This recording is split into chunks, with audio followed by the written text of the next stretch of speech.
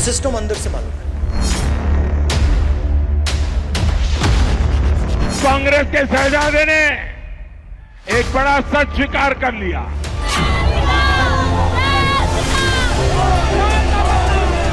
System is aligned against lower castes. Congress के इसी system ने एससी, एसटी, ओबीसी की कितनी ही पीढ़ियों को तबाह किया।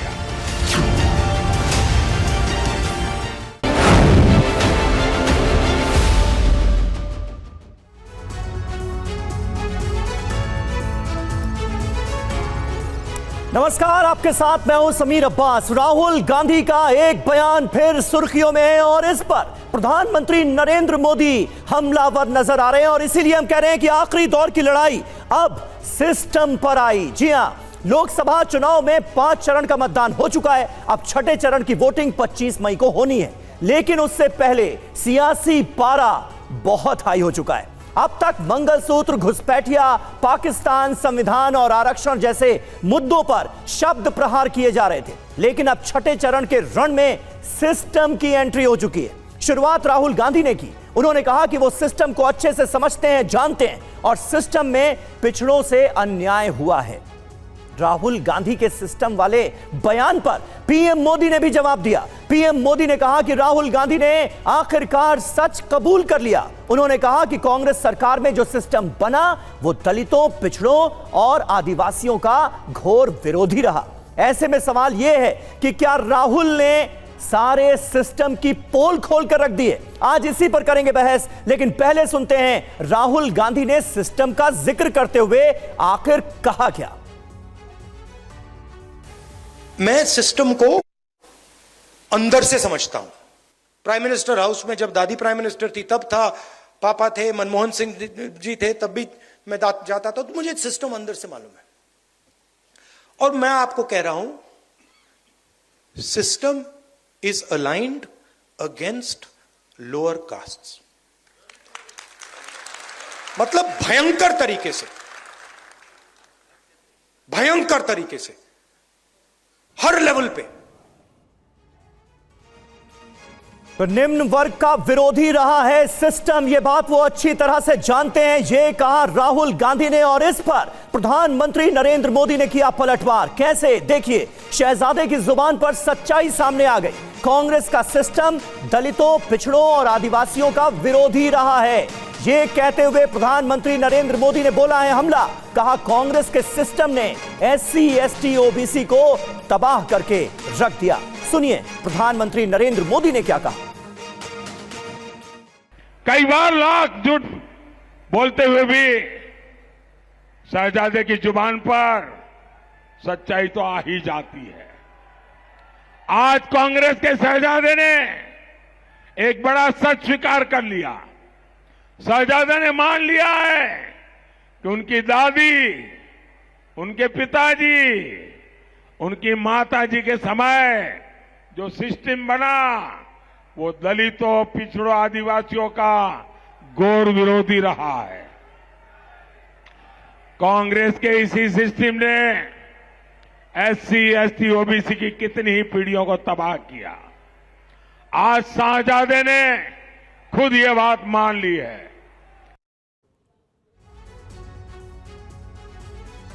तो देखिए किस तरह से सिस्टम को लेकर बयानों का दौर जारी है। पहले राहुल गांधी और अब उसके बाद जोरदार पलटवार प्रधानमंत्री नरेंद्र मोदी की तरफ से उस बयान को लेकर। हमारे साथ कुछ खास मेहमान मौजूद हैं, उनसे आपका तारुफ करा दें। अखिल चौधरी, प्रवक्ता कांग्रेस पार्टी के, हमारे साथ मौजूद हैं। थोड़ी देर में धनंजय गिरी, प्रवक्ता भारतीय जनता पार्टी के, आपको स्क्रीन पर नजर आएंगे।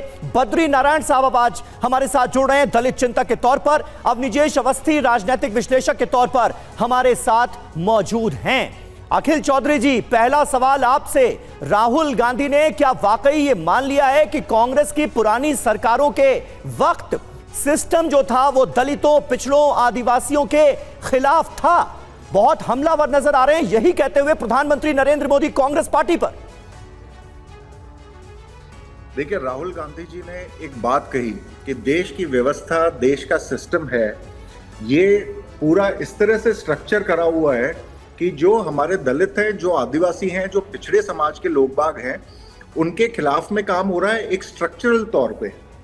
इस बात पे छोटी राजनीति करते हुए इन्होंने कांग्रेस को लपेटने की कोशिश करी, लेकिन राहुल गांधी ने जो आत्मबल का परिचय दिया है एक चीज बताते हुए कि देश के हालात ये हैं, उस पे हमें गौर करना चाहिए। और प्रधानमंत्री ने तो इसको एक छोटी राजनीति से जोड़कर चुनावी राजनीति से जोड़ने की कोशिश करी, लेकिन अगर हम लोग असली में समझना चाहते हैं और हम इसको सुधारना चाहते हैं कि देश के और जो बड़ी जनसंख्या है जो इस अन्याय का शिकार हो रही है, तो हमें चीजें समझनी पड़ेंगी कि एक्चुअली तो जो भी हमारा तंत्र है उसमें हमारे दलितों के खिलाफ में, हमारे आदिवासियों के खिलाफ में और हमारे पिछड़े वर्ग के लोगों के खिलाफ में काम हो रहा है।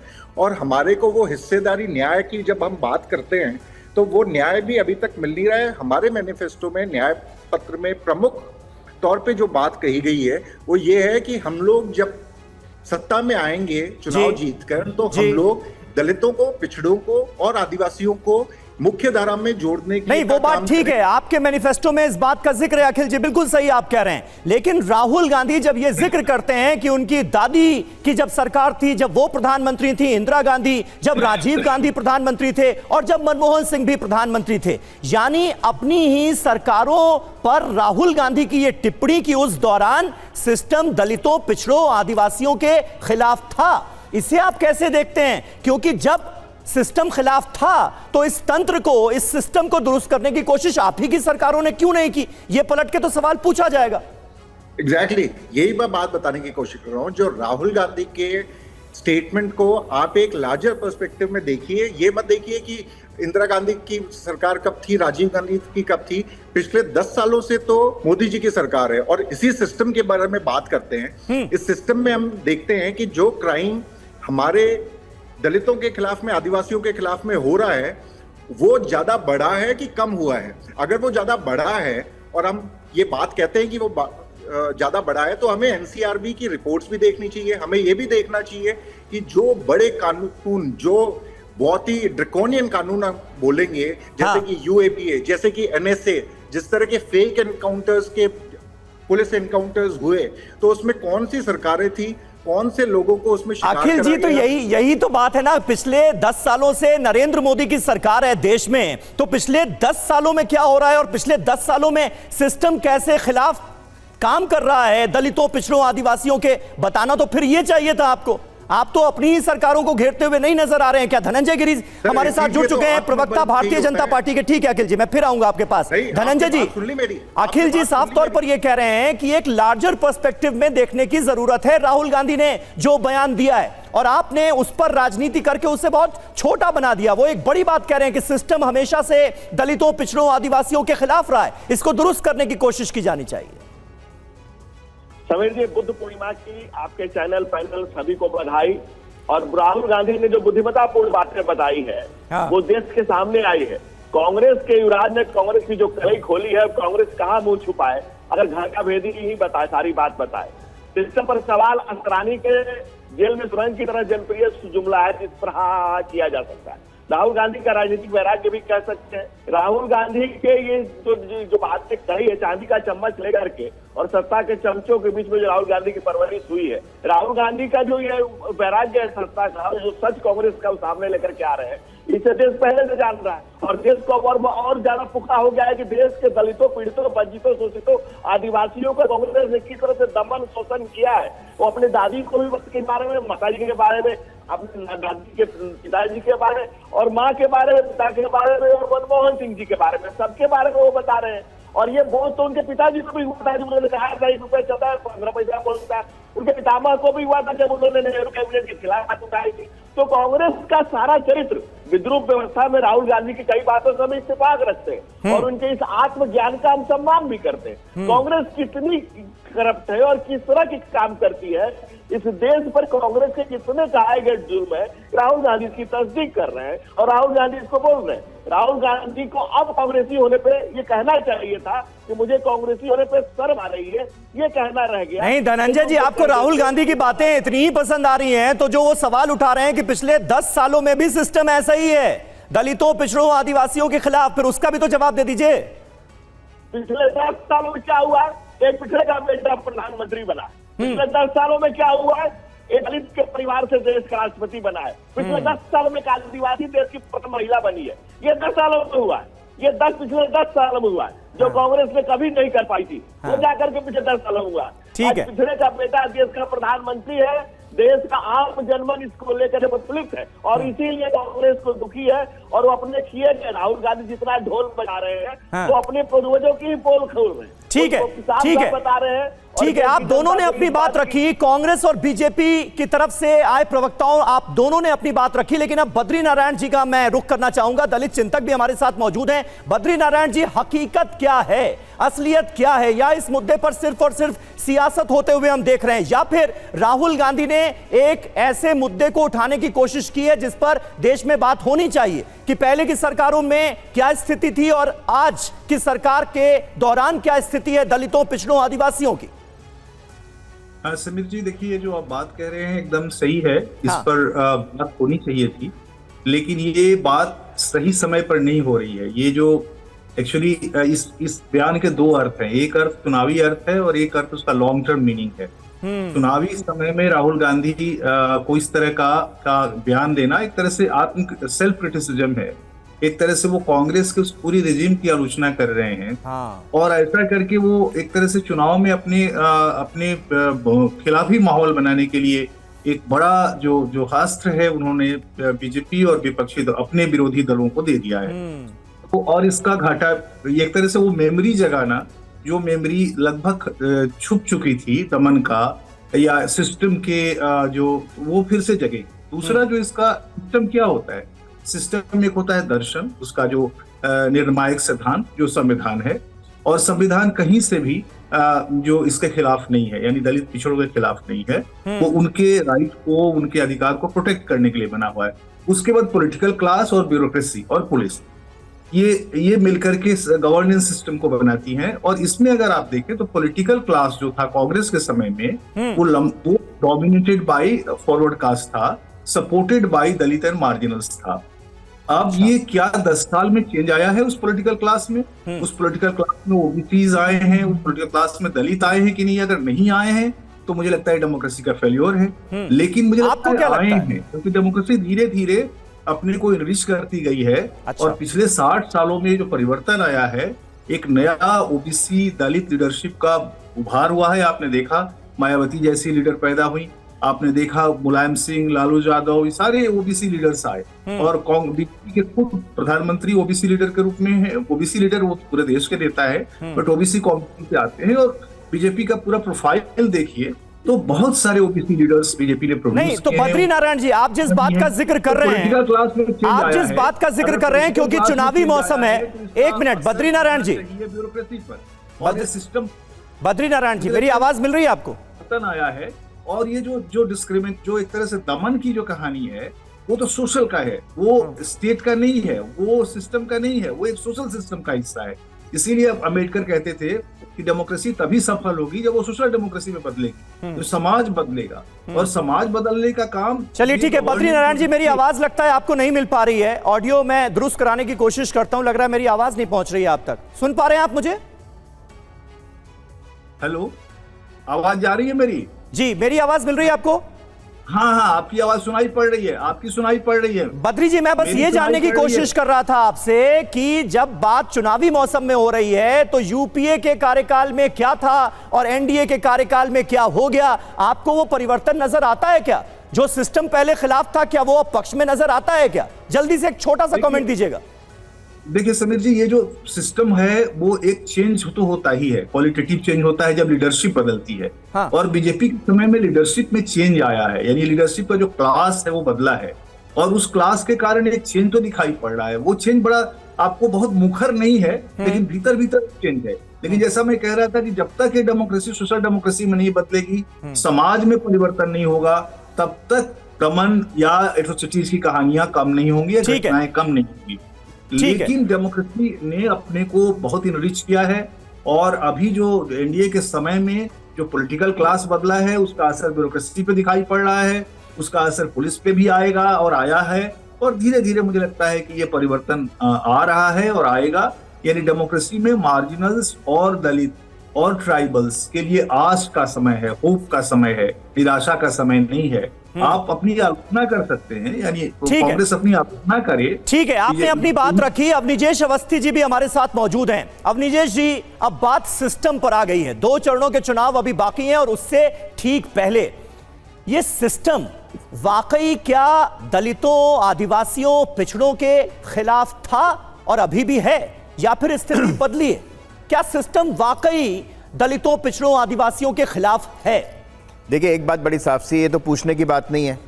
ये तो राहुल गांधी खुद कह रहे हैं कि 3 पीढ़ियां जो थी उनकी, इंदिरा जी, राजीव गांधी और सोनिया जी जब मनमोहन सिंह की सरकार में थे, उन्होंने स्वीकारा है कि ये पूरा का पूरा सिस्टम जो था इनके आदिवासियों और दलितों के खिलाफ था।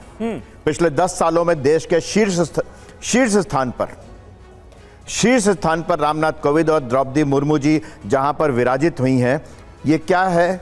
इसी सिस्टम में इस पार्टी ने इस सत्ता परिवर्तन के पश्चात शीर्ष स्थान पर आदिवासी और दलित को बैठाया है। यह है सिस्टम, कोई और नहीं बनाता, सिस्टम सरकार बनाती है। यह सिस्टम की दुहाई कौन देते हैं? सिस्टम की दुहाई वो देते हैं जो बदल नहीं सकते, जिनको बहाने चाहिए होते हैं। और आज बड़ी स्पष्टता से स्वीकार किया है कि समूची और 3 पीढ़ियां कांग्रेस की, जहां अभी अखिल चौधरी जी जो कांग्रेस के प्रवक्ता कह रहे हैं कि हमने मैनिफेस्टो में लिखा है, मैं 1971 के मैनिफेस्टो निकाल करके दिखा देता हूं, उसमें भी यही लिखा था कि हम दलितों, गरीबों के लिए काम करेंगे। वो 71 से आकर के अब तक कह रहे हैं, लेकिन खुद स्वीकारा कि 3 पीढ़ियां, कांग्रेस के 3 पीढ़ी, एक परिवार की 3 पीढ़ियों में जिस तरीके से दलितों, आदिवासियों के साथ घोर अन्याय हुआ है, जहां के तहां रहे वो और गरीब होते गए, ये तो स्वीकार कर लिया। अब ये तो मानना पड़ेगा ना। जहां मैंने शीर्ष स्थान से कहा 25 करोड़ लोग पिछले 10 सालों में गरीबी रेखा से बाहर आए हैं। आप उसमें परसेंटेज देख लीजिए, कितने दलित और आदिवासी हैं जो गरीबी रेखा से बाहर आए हैं। एक बात। दूसरी बात, समीर जी, बड़ी साफ सी बात है, मैं तो परसेप्शन की बात नहीं, मैं आंकड़ों की बात करता हूं। हाँ। आंकड़े देखिए कि पिछले 10, इससे पहले भी राहुल गांधी जी ने कहा था कि कोई सेक्रेटरी नहीं बना। अब सेक्रेटरी नहीं बना तो सेक्रेटरी तो 1981, 81, 92, 93 के बैच का ही आयुष बनेगा ना। आज कितने ओबीसी और दलित सिविल सर्विसेज में उस सिस्टम के भीतर, उस सिस्टम का अंग बन रहे हैं, हिस्सा बन रहे हैं, ये महत्वपूर्ण है। आप कर लीजिए सामने। और आज जिस तरीके से राहुल गांधी ने स्पष्ट रूप से स्वीकार किया है, देश के तमाम दलित चिंतकों को, दलित और आदिवासियों की राजनीति करने वालों को इस बात के लिए सामने आना चाहिए कि हां, पिछले 3 पीढ़ियों में एक परिवार की दलितों, आदिवासियों के साथ पूरी तरह से अन्याय और अत्याचार हुआ है। ठीक है, ठीक है। अखिल चौधरी जी, अब इसका जवाब दे दीजिए। देखिए, अब भारतीय जनता पार्टी और तमाम जो राजनीतिक विश्लेषक हैं वो तो ये कह रहे हैं कि भाई ये देखिए सेल्फ गोल हो गया। अच्छा, अब और राहुल गांधी की हैसियत का भी अगर जिक्र किया जाए, यूपीए सरकार के दौरान भले ही वो सरकार का हिस्सा नहीं थे, लेकिन इतनी हैसियत तो थी कि कैबिनेट का ऑर्डर यूं फाड़कर फेंक देते थे, उसके बाद फैसले बदलने पड़ते थे। तो अगर ऐसी कोई गड़बड़ी थी, अगर सिस्टम इतना ही दलितों, पिछड़ों, आदिवासियों के खिलाफ था, तो उसको बदलने की कोशिश उन्होंने खुद क्यों नहीं की? फिर यह भी सवाल पूछा जाएगा। देखिए, 2-3 चीजें हैं। पहले तो ये जो मुद्दे उठाए हैं, ये अभी उठाए हैं कि पहले से उठाए हुए आ रहे हैं? आपको ध्यान में होगा कि जब भारत जोड़ो न्याय यात्रा चल रही थी, तो प्रमुख जो बातें थी उसमें दलितों की और आदिवासियों की बातचीत एक मुखर आवाज में उठाई गई थी। जहां तक मैंने पहले भी आपको बताया कि ये लंबे समय से चलता हुआ आ रहा है, आजादी से बहुत पहले से चलता हुआ आ रहा है, ये इतिहास का एक पार्ट रहा हुआ है। लेकिन 10 सालों में क्या स्थिति बेहतर हुई है कि बद से बदतर हुई है, इसकी चीजें अगर पता लगानी हो तो आप सिंबॉलिक चीजें, आपने तो मुसलमान को भी एक राष्ट्रपति बनाया था, दलित को बना दिया, तो उससे एक एक व्यक्ति को अगर आप राष्ट्रपति बना देंगे या बड़े पद पे रख लेंगे, उससे ज्यादा फर्क नहीं पड़ेगा। बात यह है कि एक स्ट्रक्चरल वायलेंस हमारे दलितों के, हमारे आदिवासियों के और हमारे पिछड़ों के साथ में बड़े लंबे समय से होता हुआ है, जो कि पिछले 10 सालों में बहुत ज्यादा बढ़ा है। उसका जो सबूत है वो आपका एनसीआरबी की डेटा बोलता है कि कौन सी कम्युनिटीज थी जिसपे सबसे ज्यादा आक्रमण हुए और सरकारी शय पे हुए। आपके जितने भी फेक एनकाउंटर्स हैं उसमें कौन सी कम्युनिटीज हैं, जो आदिवासी के जो कोल माइंस और तमाम तरह की चीजें उनके खिलाफ में। अखिल जी, आप बार बार पिछले 10 सालों का जिक्र कर रहे हैं, लेकिन राहुल गांधी ने ये नहीं किया है। राहुल गांधी ने अपनी पार्टी की सरकारों के दौरान जो सिस्टम था उसका जिक्र किया है। प्लीज इस बात को तो समझिए, इस फर्क को समझिए। मैं यही बोलने की कोशिश कर रहा हूं आपको, ये एक ऐतिहासिक गलती है जो लंबे समय से, जब कांग्रेस थी नहीं। अरे भाई, तो वोटर्स में क्या मैसेज जाएगा? मतलब कांग्रेस पार्टी के नेता राहुल गांधी का ये बयान सुनने के बाद वोटर्स में क्या मैसेज जाएगा कि हाँ, कांग्रेस की सरकारों के, अगर सिस्टम मान लीजिए खिलाफ है, तो कांग्रेस की सरकारों के जमाने में भी खिलाफ था, आज भी खिलाफ है, ये मैसेज देना चाहते हैं क्या? एक छोटी राजनीति से जोड़ने की कोशिश कर रहे हैं। मैं कह रहा हूं मैसेज ये जाएगा कि कम से कम हम एक चीज एक्सेप्ट करें कि हमारे दलितों के साथ में, आदिवासियों के साथ में, पिछड़ों के साथ में हमें एक अच्छा सलूक करने की पहले तो जरूरत है, उनको न्याय देने की जरूरत है। अगर आप ये स्वीकार करेंगे, उसके बाद में ही हम इस तरह की चीजें, कांग्रेस पार्टी ने तो SC/ST एक्ट जब बना था, उससे पहले शुरुआत तो राजीव गांधी के टाइम पे हुई थी, क्योंकि ये सोच उनकी थी। तो ये पार्टीबाजी में नहीं जाए हम, और हम ये चीजें करें कि एक बड़े वर्ग को, इन जो इस तरह की कम्युनिटी से आते हैं, मार्जिनलाइज्ड कम्युनिटी से आते हैं, उनके पक्ष में हम कौन से कानून बना सके, उनके व्यवस्था कैसे ठीक हो सके, इसके बारे में चीजें हिस्सेदार। ठीक है धनंजय गिरी जी, कुल मिलाकर देखिए, कांग्रेस पार्टी ये कहने की कोशिश कर रही है कि सिस्टम में जहां खामियां हैं उसे आप मानिए, उसको सुधारने की कोशिश होनी चाहिए, पार्टीबाजी इस पर ना की जाए, इस पर राजनीति ना की जाए। लेकिन ताज्जुब की बात है कि ऐसा बयान इलेक्शन के दौरान दिया गया, रैलियों के दौरान दिया गया। लेकिन क्या आपको लगता है कि अभी भी, एक मिनट अखिल जी आपसे नहीं, धनंजय जी से सवाल है। धनंजय जी, क्या आपको लगता है कि सिस्टम में अभी भी जो खामियां हैं उसको सुधारने की सख्त जरूरत है? एक सिंबोलिज्म की राजनीति होती है कि भाई एक दलित वर्ग का शख्स जो है वो इतनी बड़ी पोस्ट पर पहुंच गया, एक पिछड़ा इतनी बड़ी पोस्ट पर पहुंच गया, लेकिन असल में क्या उस वर्ग का उत्थान कर पाने में हम सक्षम हो पा रहे हैं? अमीर जी, कांग्रेस इतनी भीतर से काली है, ये राहुल गांधी ने इसकी पोल खोल डाली, और कांग्रेस मुंह कैसे छुपाए जब राहुल बाबा ही कांग्रेस का सच बताए। और कांग्रेस की देश के दलितों, वंचितों, शोषितों, पीड़ितों के साथ कांग्रेस ने कितने कुकर्म किए हैं, ये सामने आ गया। दलितों को कैसे दमन किया, पिछड़ों को कैसे पोस्ट समझा, सिस्टम को कैसे क्रैश करके रखा। राहुल गांधी कह रहे हैं 90, 91, 92, 93 वो कह रहे हैं, पिताजी के बारे में भी कह रहे हैं, दादी के बारे में भी कह रहे हैं, माँ के बारे में भी कह रहे हैं, और मनमोहन सिंह के बारे में भी कह रहे हैं। राहुल गांधी सत्य को स्वीकार कर रहे हैं, सिर्फ इतना कहना बाकी रह गया कि मुझे शर्म आती है कांग्रेसियों ने। लेकिन जो बात राहुल गांधी कह रहे हैं, ये कांग्रेस का काला अध्याय इस देश भी जानता है। बाबा साहब डॉक्टर भीमराव अम्बेडकर को संविधान सभा में शामिल होने की कोशिश करना, उनको गोदिया से चुनाव हराना, उसमें कांग्रेस और कम्युनिस्ट दोनों का रोल रहा है। दूसरी बात जो हमारे भाई कर रहे हैं, इनका आटा उठाकर कैसे गए, अब बैठ करके प्रवचन कर रहे हैं। इस देश के दलितों, वंचितों, शोषितों, पीड़ितों को स्ट्रेंथन किया गया है, उनकी आवाज को बुलंद किया गया है। आज उनकी आवाज पार्लियामेंट में गूंज रही है। सबसे ज्यादा OBC MP Bharatiya Janata party ने दिए, सबसे ज्यादा मिनिस्टर दिए, सबसे ज्यादा दलित वर्गों को प्रभुत्व दिया, सबसे ज्यादा सम्मान दिया। प्रधानमंत्री नरेंद्र मोदी ने कहा सबका साथ, सबका विकास, सबका विश्वास, सबका प्रयास। दूसरी तरफ कांग्रेस की काले कारनामों का नहीं, एक मिनट धनंजय जी, सामने आ गया है। धनंजय जी, तो क्या आप ये मान रहे हैं कि पहले सिस्टम खराब था कांग्रेस पार्टी की सरकारों के वक्त, वो पिछड़ा विरोधी था, लेकिन अब सिस्टम में कहीं कोई खामी नहीं है, अब सब कुछ दुरुस्त है, बिल्कुल सब चंगा है? देखिए, एलन ऑक्टेवियो ह्यूम एक अंग्रेज की बनाई गई है पार्टी, कभी ना भारत से जुड़ पाई, ना भारतीयता से जुड़ पाई, ना कांग्रेस का कोई नेता हमेशा इस देश के दलितों, पीड़ितों, वंचितों, शोषितों के साथ अन्याय किया है। और कुछ लोगों को, आस पास के चहेतों और चमचों को जो कांग्रेस ने हमेशा सम्मान दिया है, और इस कारण से कांग्रेस का ये बुरा हाल हुआ है। कांग्रेस की जो दुर्गति हुई है, उसके लिए इस देश की जनता ने कांग्रेस को खारिज कर दिया है, और कांग्रेस खारिज करने का ही लायक है। कांग्रेस मुक्त देश का होना कितना जरूरी है, ठीक है, की प्राप्ति हुई है, और इस देश को, ठीक है। आप दोनों की बातें सुनकर हमारे साथ जो राजनीतिक विश्लेषक बैठे हुए हैं, अवनिजेश अवस्थी जी, वो भी कुछ कहना चाह रहे हैं, और बद्री नारायण जी भी। पहले बद्री नारायण जी, मैं आप ही के पास आ जाता हूं। जिस बात की अभी यहां पर चर्चा हो रही है कि आपको वाकई लग रहा है अब सिस्टम दुरुस्त हो गया है, कहीं कोई खामी नहीं है, सुधार की जरूरत नहीं है? समीर, आपके प्रश्न का उत्तर मैं दूं, लेकिन साथ साथ एक छोटी सी बात अपनी भी कहना चाहूंगा। हाँ। वो बात ये है कि देखिए, सिस्टम कोई 100% मामला ही नहीं होता कि सिस्टम कोई घटना नहीं है, एक प्रक्रिया है, और सिस्टम बदलने में समय लगता है। तो जो पिछले 60 साल की जो समस्याएं थी, वो धीरे धीरे अगर रिजॉल्व हो रही है, आगे बढ़ रही। और मैं ये नहीं कह रहा हूँ कि 60 साल में सब कुछ गलत था, 60 साल में भी बहुत सारी चीजें हुई हैं, सारे एक्ट आए हैं, एट्रोसिटीज एक्ट आए, बहुत सारी चीजें आई, उससे दलितों को बहुत इंपावरमेंट मिला, सारा अगर उनका सोशल मूवमेंट बढ़ा उन एक्ट्स के सपोर्ट से ही बढ़ा। तो धीरे धीरे, और 10 साल में तो और भी गुणात्मक रूप से परिवर्तन आया है। तो सिस्टम धीरे धीरे चलता है। लेकिन मैं एक बात कहना चाहता हूँ समीर, ये बार बार पिछड़े और दलित को जोड़ा जाता है, ठीक नहीं है। क्योंकि देखिए समाज में बहुत परिवर्तन हुआ है।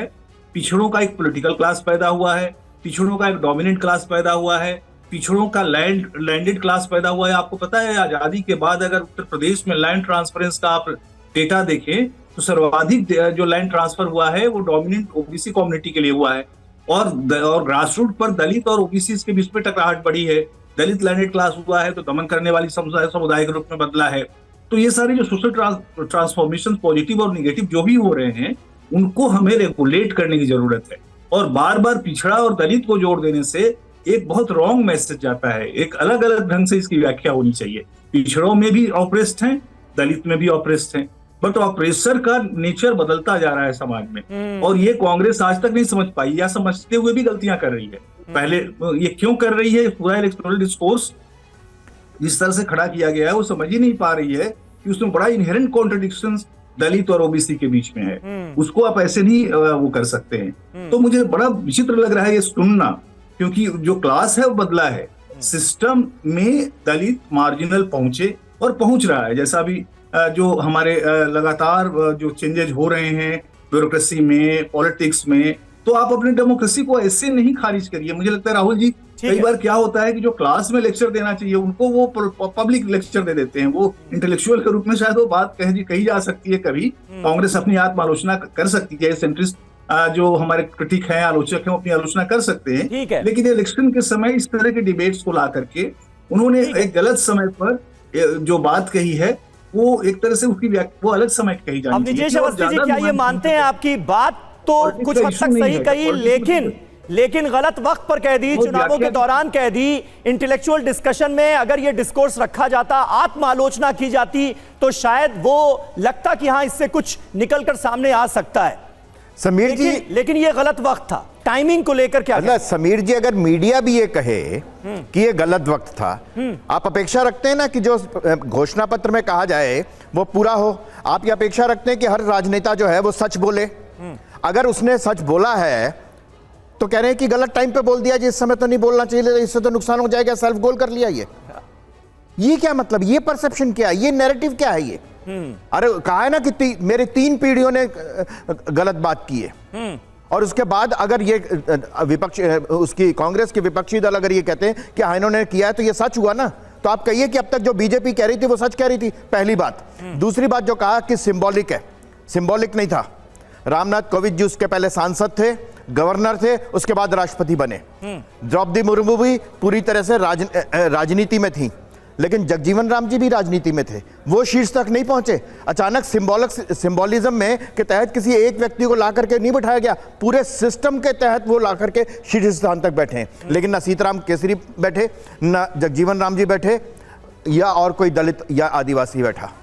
ये है फर्क, ये सिंबोलिज्म नहीं है रामनाथ कोविंद जी का। राहुल गांधी तो ये भी कह रहे हैं ना कि पिछले 10 सालों में भी सिस्टम वैसा ही है। मैंने कहा ना कि सिंबोलिज्म नहीं है, आदिवासियों के खिलाफ है। मैंने कहा ना, और जातिगत जनगणना का वो लगातार जिक्र कर रहे हैं, पूछ रहे हैं कि भाई कौन से सरकारी विभाग में कितने ओबीसी, कितने एससी, कितने एसटी, तो फिर उन सवालों के जवाब भी तो दिए जाने चाहिए। मैंने जवाब दिया उनको, मैंने आपको जवाब दिया कि 1990-91 के बाद का व्यक्ति सेक्रेटरी बनेगा ना, उसके बाद का बनेगा। मैं कहता हूं कि सारे आंकड़े कर दिए जाएं कि स्टार्टअप्स में, जनधन में, लोन में, मुद्रा योजना में कितने उन लोगों को लोन मिला है जो समाज के उस वर्ग से आते हैं जिनको हम पिछड़ा या दलित कहते हैं। ठीक, लाइए ना आंकड़े सामने, और आपके सामने खुल जाएगा कि जिनको बैंक के अकाउंट तक खोलने के लिए सुविधा नहीं थी, आज उनके बैंक के अकाउंट में पैसा जा रहा है बाकायदा। ठीक है, अखिल चौधरी जी, ये भी बताया क्या राहुल गांधी ने या कांग्रेस पार्टी ने कि भाई सिस्टम में अगर खामियां हैं तो इसको दुरुस्त करने के लिए क्या होना चाहिए? अखिल चौधरी जी से देखिए संपर्क कट गया है। अगर बद्री नारायण जी एंड में एक पॉइंट से आप एंड कर पाएं, अगर सिस्टम में खामियां हैं तो उसे दुरुस्त करने की कोशिशें क्या बदस्तूर जारी रहनी चाहिए? बिल्कुल, अगर खामियां हैं तो जारी रहनी चाहिए, और मुझे लगता है जारी हैं। उसका सबसे बड़ा कारण है कि देखिए पॉलिटिकल क्लास में चेंज आ चुका है। पॉलिटिकल क्लास में पिछड़े और दलित की भागीदारी लगातार बढ़ रही है। दूसरा, ब्यूरोक्रेसी में भी ये चेंज होना शुरू हो गया है, और वो पहले से चल रहा था। अब वो सही कह रहे थे कि अब उसको सेक्रेटरी तक पहुंचने में समय लगेगा, लेकिन धीरे धीरे वो चेंज हो रहा है। मूल चीज है जो अम्बेडकर जी कहते थे कि समाज का मन बदलना चाहिए। समाज में एक जो रिगार्ड, रिस्पेक्ट, डिग्निटी, वो वाला भाव पैदा होना चाहिए, और वो स्टेट नहीं कर सकती। समाज को खुद अपने को बदलना होगा, और उस दिशा में भी डेमोक्रेसी, मॉडर्निटी, इन सब के कारण परिवर्तन आ रहा है। तो मुझे बिल्कुल लगता है बिल्कुल कि सही आपने कहा कि जिम्मेदारी सरकार की भी है और जिम्मेदारी समाज की भी है इस उत्थान की, जिसका लगातार हम जिक्र कर रहे हैं। इन तमाम वर्गों के लिए बहुत बहुत शुक्रिया आप सभी का हमारे साथ इस बातचीत में, इस चर्चा में जुड़ने के लिए।